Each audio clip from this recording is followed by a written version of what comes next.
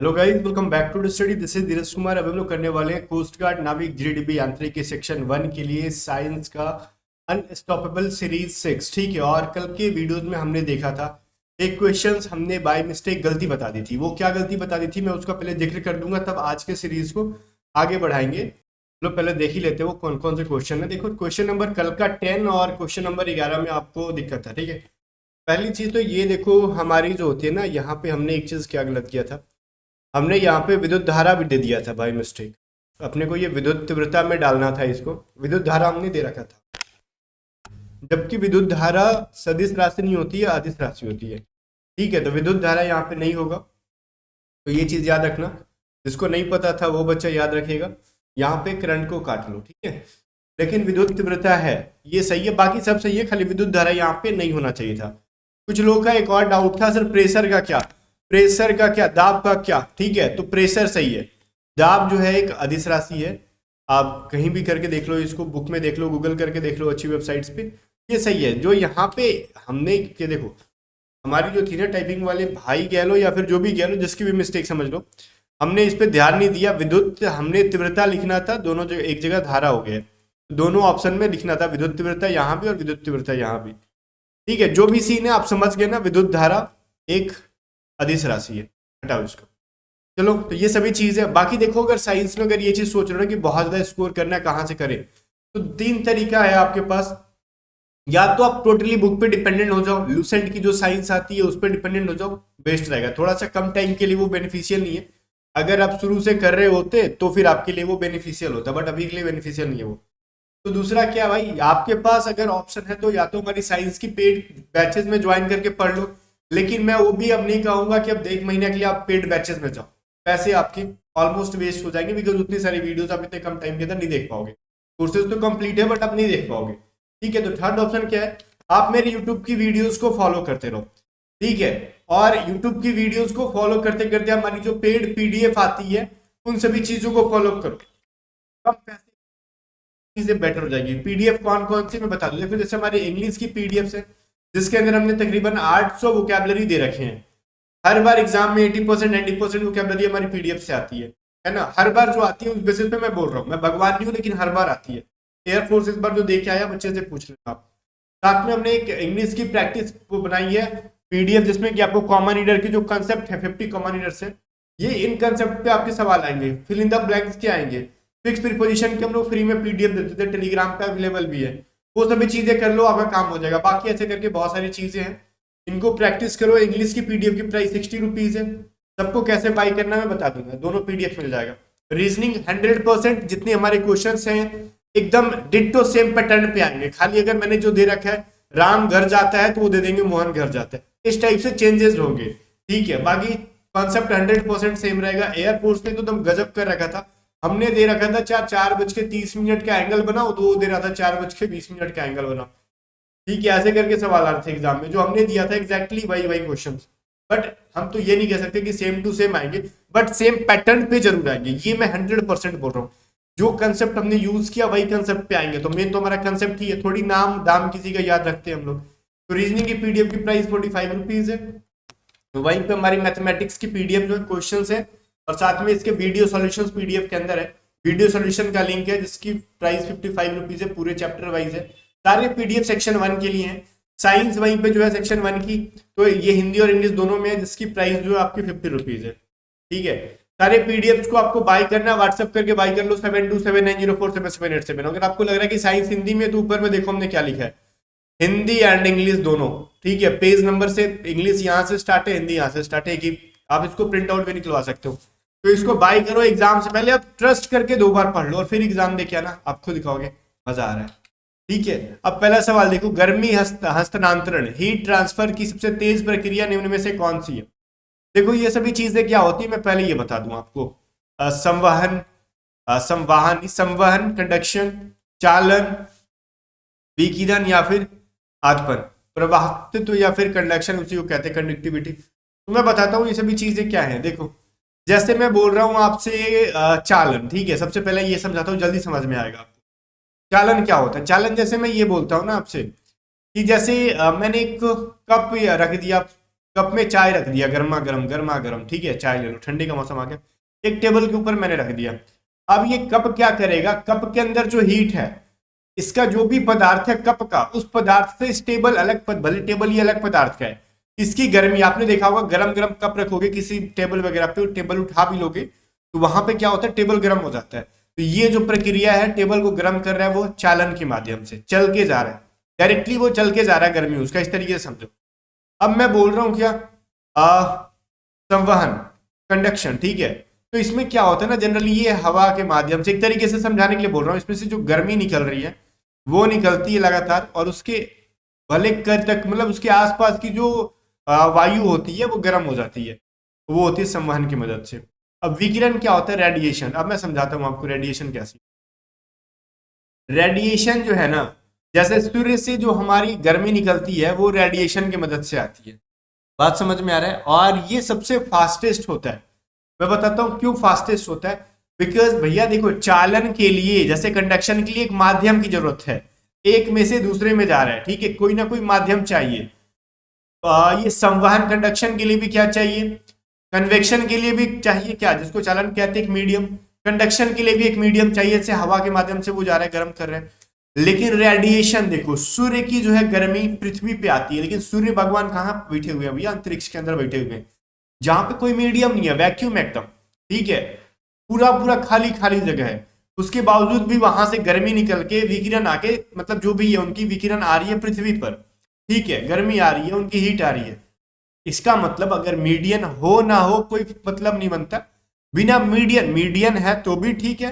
अब भैया कोई माध्यम नहीं मिलता तब वो पहुंचेंगे तेरा घर है, समझ में आ रहा है, सूर्य भगवान ही कहते हैं, ये दोनों ये कहते हैं ना कि कोई माध्यम दो तब तुम्हारे पास पहुंचेंगे गर्मी लेके। सूर्य भगवान कहते तू माध्यम देना दे, हमारा मूड में आया तो तेरा घरे पहुंच जाएंगे, ठीक है। तो ये सीन है, इसलिए कहते हैं ये फास्टेस्ट है रेडिएशन। आगे चलो, कह रहा है धातु की छड़ के माध्यम से संचालित गर्मी की मात्रा सीधे किसके अनुपातिक कारण होगा। अब ये चीज बताओ, देखो कह रहा है क्या, धातु की एक छड़ है, मान लो कोई एक मेटेलिक छड़ हमने बनाया, जैसे घरों में एक सरिया लगाते हैं ना, वो मान लो एक छड़ रॉड है, ठीक है। अब कह रहा है किस माध्यम से गर्मी की मात्रा सीधे अनुपातिक कारण है। मान लो एक साइड से इसको हीट करें तो धीरे धीरे पूरा गर्म होते जाता है, तो उसके रीजन क्या है, गर्मी के प्रवाह का समय, क्या ये टाइम लेता है, ऑब्वियसली ये कितना मतलब हीट चाहिए इसको, कैसा मेटल है, इसकी क्या डेंसिटी, सभी चीजें डिपेंड करता है ना, इसका क्या एरिया है, उसके अकॉर्डिंग ना हीट आगे बढ़ेगा। तो ये उसके एरिया पे भी डिपेंड करता है। टेम्परेचर कितना दे रहे हो भाई, अगर ज्यादा टेम्परेचर दोगे जल्दी गर्म होगा, और माचिस का तिल्ली जला जला के गर्म करोगे 7 जन्म में भी पता नहीं गर्म होगा कि नहीं होगा। ये सभी चीजें मैटर करती हैं। तो भाई ये समय भी डिपेंड करता है, कितना टाइम लेगा, क्या एरिया है, क्या टेम्परेचर है, कुल मिला के सब के सब क्या है, ये मतलब रखते हैं इसको गर्म या फिर हीट पहुंचाने में, ठीक है ना, रॉड पे। और ये सारे पीडीएफ जो है ना, जो मैं यूट्यूब पे करा रहा हूँ, ठीक है, यूट्यूब पे जो मैं करा रहा हूँ उसकी पीडीएफ टेलीग्राम पे दे दी जाएगी, व्हाट्सअप करके मत मांगना। पेड पीडीएफ व्हाट्सअप से, बाकी पीडीएफ जो है टेलीग्राम पे आज रात को अपलोड की जाएगी, 1 से लेके 6 तक या फिर 6 तक क्लास हो रही है ना, 6ठी क्लास है वहां तक। उच्च मतलब उच्च तापमान को मापने के लिए किसका यूज करते हैं, देखो उच्च तापमान बोले तो क्या, सूरज भगवान, इनसे भी ज्यादा कोई हाई एनर्जी हमको दे रहा है क्या, अभी गर्मी दे रहा है, हीट दे रहा है, नहीं ना, हम उतना तो हीट प्रोड्यूस नहीं कर पाते हैं पृथ्वी पे, नहीं कर पा रहे। तो सूर्य की जो टेम्परेचर है इसको मापना है तो आप पायरोमीटर के पास जाओगे, क्यों, क्योंकि ये बहुत हेवी टेम्परेचर को मेजर करता है। अब इसका मतलब ये नहीं कि पायरोमीटर के सूरज भगवान के भीतर घुसा देंगे, जल के राख हो जाएगा, मतलब उनका टेम्परेचर दूर से ही नाप लेंगे हम लोग, लेकिन पायरोमीटर की मदद से, जो घरेलू थर्मामीटर हो जाता है ना, ले जाते पता नहीं चलेगा कि आप और थर्मामीटर कब मिलजुल के राख हो गए, ठीक है। चलो फिर एक सवाल है, एक आदर्श सुचालक का उष्मीय प्रतिरोध क्या होगा। अब जब हम बोल रहे हैं सुचालक होना चाहिए, कैसा होना चाहिए, आइडल कंडक्टर होना चाहिए। मेरे को एक बात बताओ, आइडल कंडक्टर का मतलब क्या, जैसे मैं बोल रहा हूँ ना कि जैसे मैं आपको बता रहा हूँ हमारा जो ट्रेन है, अब मैं बोल रहा हूँ मैं जब ट्रेन पे बैठ रहा हूँ ना, मैं पटना से बैठ रहा हूँ तो मेरे को दिल्ली डायरेक्ट पहुंचाओ, लेकिन ये ट्रेन में क्या करता है, बार बार इधरों रुकेगा, उधरों रुकेगा, उधर रुकेगा, अपने को ये बार बार हार्ट ले रहा है, मेरे को मजा नहीं आ रहा है, ये भी हमारे लिए आइडियल नहीं है। मेरे को चाहिए तो फटाक से पटना से क्या पहुंचे, हम दिल्ली पहुंचे, मतलब थोड़ा सा भी रुकावट उत्पन्न ना हो, ठीक है, नहीं तो फिर वही करोगे, बाधा के लिए खेत है और सिस्टम में छेद है, तो फिर इसका मतलब मेरे को कोई भी हार्टिंग नहीं चाहिए। तो इसमें चालकता में क्या हाल्ट करता है, उसको क्या कहते हैं, प्रतिरोध कहते हैं, रेसिस्टेंस कहते हैं। तो कुल मिला के मेरे को जीरो क्या चाहिए, रेसिस्टेंस चाहिए। ठीक है, अगर आइडियल कंडक्टर अच्छा से चलने वाली चीज चाहिए तो उसमें क्या होना चाहिए, जीरो जीरो। आगे चलो, कह रहा है क्यों एक झील की सर्दियों में भी, क्या मैं बोल रहा हूँ, क्यों एक झील सर्दियों में भी अंदर स्थिर मतलब जमा नहीं होता, भले ही सतह जम जाते हैं। देखो मैंने किसी एक पार्ट के अंदर साइंस का जो सीरीज चल रहा है अनस्टॉपेबल, इसके अंदर ही मैंने पढ़ाया था कि जो ये होता है ना, पहाड़ों पे बर्फ जमते हैं, पिघलते हैं, तो ये ऊपर से नहीं पिघलता है, ये चोटा नीचे से पिघलने लगेगा, पट पट पट पट सब फिसल के गिर जाएगा एक ही बार। पहाड़ पे नीचे से फिसल गलना शुरू कर देता है, पिघलना शुरू कर देता है, ऊपर वाला पता चलेगा ले जमले है, नीचे वाला पिघल के पूरा चट्टान के चट्टान गिर जाएगा बर्फ का।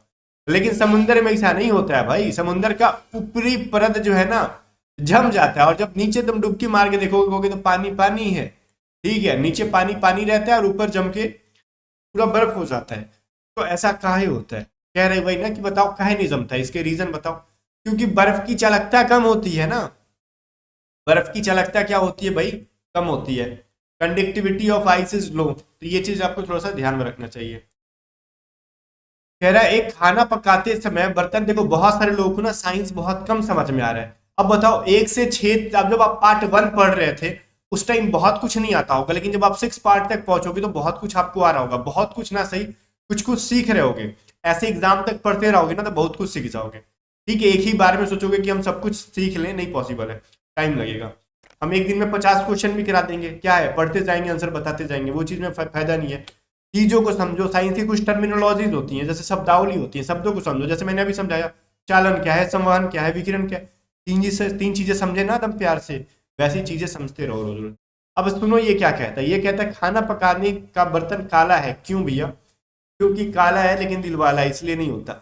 इसलिए ना कि काला जो है वो सच में दिल वाला है। रीजन क्यों मैं बोल रहा हूँ, अगर मैं आपको पता है ना कि काला, अगर साइंस के अकॉर्डिंग बात करें, काला चीज काला क्यों दिखता है, ये चुट्टा सारे के सारे कलर को एब्जॉर्ब कर लेता है, जितने भी मतलब प्रकाश आ रही है या फिर जो भी उसके ऊपर आ रहा है, तो सबको एब्जॉर्ब कर ले रहे हैं। और कोई किसी भी टाइप के से एक श्वेत प्रकाश जो होता है सन से निकलने वाला, टोटल 7 कलर्स में डिवाइड होता है ना, वो प्रिज्म में डालोगे तो 7 कलर से मिलके बनता है, तो सातों के सातों कलर को पकड़ के बैठा लेता, बैठ जा मेरा गोदी में। ठीक है, अब तुमको यहाँ से जाना नहीं है, अब तुम जितना धक्का मुक्की करोगे उतनी गर्मी बढ़ेगी। बातें समझ में, अपने भाषा में समझो साइंस को। अब एक मान लो थोड़ी सी जगह है, 50 लोग को बैठा दोगे यहीं पे, 2 आदमी के बैठने की जगह पे 7 को बैठा दोगे, क्या होगा, धक्का मुक्की होगा, गर्मी बढ़ेगी। तो भाई काला वही करता है, कहते हैं ना काला है लेकिन दिल वाला है। क्यों दिल वाला है भैया, वो किसी भी कलर को वापस जाने ही नहीं देगा। मान लो जो प्रकाश आ रही है, प्रकाश में खाली कलर है थोड़ी है, हीट भी है, सूर्य से जो रोशनी निकल रही है, ऐसा थोड़ी कि उसको खाली रेनबो में 7 को कलर है, प्रकाश के साथ साथ हीट भी तो आ रहा है ना, और सबको लेके बैठा ले रहा है अपने पास, कहते हम जाने ही नहीं देंगे। ठीक है, तो नहीं जाने दोगे तो लो बैठो, गर्म गर्म खाओ मजा। फिर वही है, काला पदार्थ अधिक गर्मी को अवशोषित करता है। समझ गए ना इसके पीछे का रीजन क्या होता है, dark matter absorb more heat. और वो हीट क्या होता है भैया, जो प्रकाश के फॉर्म में आती है, किसी भी फॉर्म में आए, ठीक है, वो सभी प्रकाश को भी अपने पास रख लेता है। और एक्चुअल आपने देखा होगा ठंडे के दिन में अगर हम काला कपड़ा पहने तो बेटर रहेगा, और गर्मियों के दिन में व्हाइट पहन लिए, तो यही रीजन होता है। ठीक है, चलो 7 नंबर देखो, स्पेसिफिक हीट क्या होता है। मैंने किसी पार्ट में पढ़ाया, मेरे को एग्जैक्टली नहीं पता किस पार्ट में पढ़ाया साइंस वाले, लेकिन 1 से 5 तक जो मैंने आपको पढ़ा दिया उसमें से किसी न किसी पार्ट में आपको स्पेसिफिक हीट का पूरा आपको डिटेल में मैंने बताया था क्या होता है। तो ये होता है, मान लो किसी भी पदार्थ के 1 ग्राम में, 1 ग्राम पदार्थ, मान लो कोई पदार्थ है उसका 1 ग्राम निकालो, उसका 1 डिग्री टेम्परेचर बढ़ाने के लिए 1 ग्राम पदार्थ के, या फिर 1 ग्राम क्या कहते हैं पदार्थ मैटर को 1 डिग्री सेंटीग्रेड उसका टेम्परेचर अगर बढ़ाना है, तो 1 डिग्री सेंटीग्रेड टेम्परेचर बढ़ाने के लिए जितनी आपको हीट चाहिए उसको कहते हैं स्पेसिफिक हीट। बात समझ में आ गया, उसको कहते हैं हम लोग विशिष्ट ऊष्मा। ओके, आगे देखते हैं। कह रहा है वैक्यूम में गर्म पानी से भरा एक धातु कंटेनर गर्मी कैसे खोएगा। देखो ये कह रहा है वैक्यूम से ना गर्मी खोना है। ठीक है, अब ध्यान से सुनना, मैंने चीजें पढ़ा रखा, आज पढ़ाया, दिमाग होगा तो आंसर सही करोगे आप। चालन द्वारा, ये क्या है, ड्राइविंग नहीं होगा, कन्वेक्शन होगा इसका इंग्लिश, कन्वेक्शन द्वारा, संवहन द्वारा, ये मैंने क्या बोल दिया, शायद इसका इंग्लिश कुछ गलती हो गया है। देखो ऊपर होना चाहिए था कन्वेक्शन द्वारा, कंडक्शन द्वारा, विकिरण द्वारा, रेडिएशन द्वारा, या फिर हमेशा के लिए गर्म रहेगा, स्टे वार्म फॉरएवर। ठीक है, बताओ इसका हिंदी आप लोग देख लो, मैंने चीजें पढ़ाई आपको, चालन द्वारा, संवहन द्वारा, इंग्लिश समझ लो, इसको कहेंगे हम लोग क्या, कन्वेक्शन, इसको कहेंगे कंडक्शन, तो यहाँ पे गलत लिखा है। इसका इंग्लिश होता है रेडिएशन। अब बताओ हमेशा के लिए गर्म में रहेगा, बताओ कैसे होगा। अब मैंने बोला ना, देखो कन्वेक्शन और कंडक्शन को एक मीडियम की जरूरत होती है। वैक्यूम में क्या हो जाएगा, 0/सन्नाटा, काम ही नहीं करेगा ये। इसको चाहिए एक मीडियम, एक माध्यम, ठीक है, चालन और संवहन को। लेकिन ये भैया विकिरण, तू है मेरी किरण, ठीक है, तो इसको चाहिए वैक्यूम हो चाहे कुछ भी हो, हम सब में काम करेंगे, ठीक है। तो विकिरण क्या है, वैक्यूम जब आ गया और वैक्यूम में गर्म पानी का गर्मी खोना है, हीट को लॉस करना है, तो वहां पे विकिरण भैया रेडिएशन से काम करने वाले। तो मैंने वही शुरू में पढ़ाया था आपको, उम्मीद है आपने सही किया होगा। अब देखो साइंस जो है ना लॉजिक पे काम कर रहा होता है। सोचोगे सब चीज रट लेंगे तो रट के काम नहीं चलेगा। कुछ चीजों को साइंस के स्टूडेंट देखते हो क्यों इतना लॉजिकल होते हैं, रीजन होता है कि वो उनको ना, हम लोग जब साइंस पढ़ रहे 12th में, तुम्हारे मास्टर जी कहते हैं ना कि तुम ना चीजों को रटा मत करो, इमेजिनेशन किया करो। और एक मैं आपको ना एक सजेस्ट करता हूँ, एक वेब सीरीज है, कोरियन वेब सीरीज, वहां से आपको बहुत कुछ सीखने के लिए मिलता है। डॉक्टर स्ट्रेंजर, वो डॉक्टर स्ट्रेंज नहीं, डॉक्टर स्ट्रेंजर, आप जब देखोगे ना उसमें एक डॉक्टर होता है पार्क खून, उस वो आधा से अधिक, मतलब कहते हैं ना आधा से ज्यादा सर्जरी ना, वो रियलिटी में बोल रहा हूँ, वो आंख बंद करके ना इमेजिनेशन करके कर सकता है। रीजन क्योंकि बिना इंसान के वो खड़ा होके ना वो सर्जरी करता है। और रियल में भी यही चीज है, अगर आप इमेजिनेशन करके किसी भी चीज को करोगे, जो कि हमारे स्वामी विवेकानंद किया करते थे, ठीक है, वो एक बार में कोई चीज पढ़ के कैसे याद करते थे, वो सभी चीजें इमेजिनेशन थी, वो एक बार देखते जाते थे, ठीक है, पिक्चर मेमोरी कहते हैं उसको। और बाद में आप थोड़ा सा रिकॉल करोगे तो जो आपने ढंग से देखा है, बढ़िया से देखा है, वो चीजें रिकॉल हो जाएंगी, याद हो जाएंगी, माइंड हो जाती है। तो वो चीज है, साइंस को थोड़ा सा अच्छे से पढ़ो, रटना नहीं है। मेंसुरेशन का फॉर्मूला नहीं है ना, तो वोकैबुलरी है। बर्फ का एक खंड क्या होगा बताओ। तो बर्फ का खंड जो भी है ना, एक चीज बताओ मेरे को, कह रहा है गर्मी विकिरण नहीं कर सकता, ये कैन नॉट रेडिएट हीट। जब बर्फ का खंड रेडिएशन नहीं देगा, गर्मी नहीं देगा, तो उसमें तो देखते हो भाप टाइप का निकलता है, बाद में छोटा पिघली हो जाता है, तो गलत है ये चीज। फिर कह रहा है गर्मी विकिरण कर सकता है लेकिन गर्मी को अवशोषित नहीं कर सकता, can radiate heat but can not absorb heat. अभी देखो ये क्या कह रहा है ना, कि कहता है अब हीट को एब्जॉर्ब नहीं करेगा। अब जो चीज हीट को एब्जॉर्ब नहीं करेगा, क्या कभी वो मेल्ट हो सकता है? मेल्ट नहीं होगा, फिर वो कभी पिघल नहीं पाएगा वो। भाई बर्फ का टुकड़ा जो है गर्मी को अवशोषित करेगा, तो ये भी गलत है। और इसमें भी कह रहा है क्या, अवशोषित कर सकते हैं लेकिन विकिरण नहीं कर सकते। देखो ये तीनों गलत है। बर्फ का टुकड़ा विकिरण के साथ गर्मी को भी अब्जॉर्ब करता है, करेक्ट आंसर डी है। उतना मुद्दा पे आ जाते हैं डायरेक्टली, समझ गए कि लॉजिक मैंने समझा दिया पिघलने वाला। आगे देखो, किसी ठोस पदार्थ का तरल में परिवर्तन होने की प्रक्रिया होगी जब वह किसी स्थिर ताप पर शेष गर्मी जारी रखेगा या फिर निरंतर ताप पर शेष गर्मी को अवशोषित करेगा। सुनो ऑप्शंस पे दूर हटाओ, मैं आपको लॉजिक समझाता हूँ। मान लो कोई सॉलिड मैटर है, ठीक है, उसको लिक्विड में क्या होना है, ट्रांसफॉर्म करना अपने आप। तो क्यों होता है? फिर मान लो एक बार ना क्या हुआ, मैं गया और एक बार उस पर माचिस का तिल्ली जला के रख के आ गया, तो क्या बर्फ पिघल जाएगा? नहीं ना। अब उस बर्फ को पिघालना है अगर ठंडे माहौल में भी, तो मेरे को लगातार उसको क्या करना होगा, हीट देते रहना होगा, कंटिन्यूअसली क्या देना होगा, हीट देते रहना होगा। वही है कि उस पर क्या होगा भैया, कांस्टेंट टेम्परेचर की जरूरत है अपने को। यहाँ पे एक निरंतर तापमान पर शेष गर्मी को अवशोषित करते हैं, ठीक है। जब तक वो आप दोगे गर्मी तभी तो वो एब्जॉर्ब करेगा, जब एब्जॉर्ब करेगा तभी तो वो मेल्ट होगा, पिघलेगा। लॉजिक है भाई, लॉजिक, रटना नहीं है।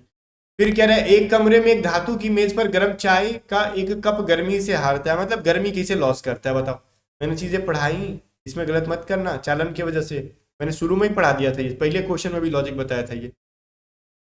फिर कह रहा है निम्नलिखित में से कौन सा एक क्षेत्र एक ही सामग्री के घन और परिपत्र प्लेट और उसी द्रव्यमान के समान तापमान के लिए सही है। कह रहा है मान लो ना एक घन है, मतलब एक क्यूब है, ठीक है, क्यूब है, और एक प्लेट है मान लेते हैं, और एक मतलब ये दोनों सेम एलिमेंट मतलब पदार्थ का मैटर का बना हुआ है, और इनकी मास भी जो है ना दोनों के दोनों सेम है। अगर ये दोनों अगर गर्म है तो ठंडा क्या, ठंडा उसको करना है तो पहले कैसे, कौन ठंडा होगा, या फिर कौन सा लॉजिक लगेगा इसके ऊपर। कह रहा है कि क्षेत्र सबसे धीमा है, the field is the slowest, ये कोई मतलब ही नहीं है, क्या चीज कह रहा है समझ में नहीं आया। फिर कह रहा है प्लेट सबसे तेजी से ठंडा होगा, या फिर घन सबसे तेजी से ठंडा होगा, या फिर परिपत्र प्लेट धीमी गति से ठंडा होगा। एक ब्लॉक, ठीक है, और ये प्लेट। अब बताओ जब एक आपने देखा एक घन जो क्यूब है वो और एक प्लेट, दोनों में पहले कौन ठंडा होगा? तो ऑब्वियस सी चीज है, दोनों पे तो चालन, कंडक्शन और कन्वेक्शन दोनों काम कर रहा होगा। संवहन के माध्यम से, ये देखो ये ज्यादा इसका एरिया अगर है, ठीक है, तो अगर इसका ज्यादा मतलब एरिया है तो ऑब्वियस चीजें हैं, ये भाई ज्यादा संवहन के माध्यम से भी प्लेट अपना एनर्जी लॉस कर रहा है, हीट लॉस कर रहा है। साथ में अगर किसी चीज पे रखा हुआ है तो उसमें भी इसकी जो है एरिया ज्यादा घेरेगा तो ज्यादा अपने हीट को लॉस करेगा। तो कुल मिला के एक प्लेट जो है जल्दी ठंडा हो जाएगा, तो ये सोचने वाली चीज है। और उसका डेंसिटी भी कम ही होगा क्यूब की अपेक्षा। फॉरेनहाइट और सेल्सियस कब समान होते हैं? -40 डिग्री सेंटीग्रेड पे, सॉरी -40 डिग्री पे सेल्सियस और फॉरेनहाइट समान होते हैं। तो ये चीज तो मैंने कल भी पढ़ाया था। 14 पे आ जाओ। धातु सीट गर्म होने पर धातु की सीट, देखो धातु सीट को अगर गर्म करेंगे तो धातु में सीट जो छेद होगा क्या होगा? मान लो एक सीट है, इसमें एक छेद कर दे रहे हैं, कोई मेटल का है, तो गर्म करने पे हर चीज फैलता है, तो ये भी फैल के बड़ा हो जाएगा। इसमें कौन सी लॉजिक है? आकार बड़ा हो जाएगा। कह रहा है गर्मी हस्तांतरण की निम्नलिखित प्रक्रिया में से किस माध्यम में कोई माध्यम की आवश्यकता नहीं होती? ये तो फिर इसको गलत करना मतलब कचड़ा कर देना। मैंने बार बार बोला कि रेडिएशन में किसी मीडियम की जरूरत नहीं पड़ती है। फिर कह रहे बताओ निम्नलिखित में से किस प्रक्रिया में क्या रहा ना, ये क्या कह रहा है? प्रक्रिया में गर्मी को अणु से अणु तक सीधे स्थानांतरण किया जा सकता है, वो होता है कंडक्शन, प्रावक्त्व, जिसको हम लोग प्रावक्त्व कहते हैं, जिसको कंडक्शन कहते हैं। जैसे सीधे अणु से अणु तक स्थानांतरण का मैं किस तरीके से समझाऊं आपको? जस्ट लाइक कि मैं कहता हूं ना, जैसे मान लो एक कोई चीज है, उसको समझाने का मैं कोई लॉजिक अच्छा सोचता हूँ जो कि आपको इजीली समझ में आ जाए। चलो मेरे को कोई स्टोरी माइंड में नहीं आ रहा है, ठीक है अभी, तो आप ये चीज समझ लो डायरेक्टली। अगर मेरे को अगर कोई मॉलिक्यूल टू मॉलिक्यूल अगर उसके अणु से अणु तक सीधे स्थानांतरित करना है हीट को, तो वहां पे कंडक्शन काम कर रहा होगा।